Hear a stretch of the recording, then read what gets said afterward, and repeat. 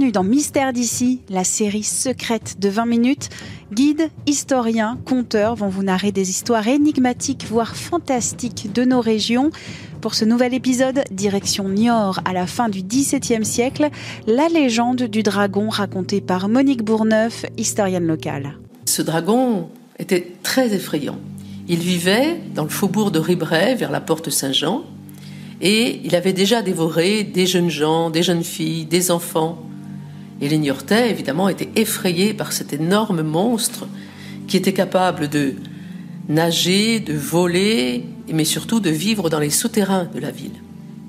Alors, un condamné à mort pour désertion, Alonneau, était donc dans les prisons du donjon, et on lui a proposé de le libérer s'il tuait le dragon.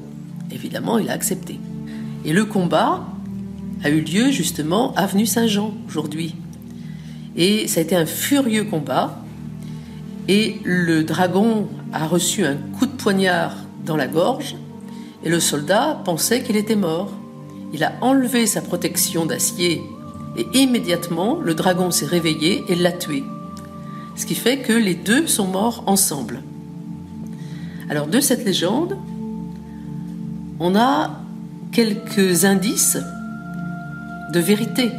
On a une pierre tombale qui se trouve au musée et il y a des inscriptions sur cette pierre et des dessins. D'un côté, on voit un énorme serpent et de l'autre côté, un soldat qui porte une épée avec la tête recouverte d'un casque et au-dessus de sa tête est décorée par une croix. L'épitaphe raconte « Arrête-toi, voyageur, voici en peu de mots, ils ont péri ensemble. » Et de l'autre côté, l'homme a péri par le venin du serpent. L'histoire est-elle réelle ? L'histoire est-elle une légende ? On ne sait pas.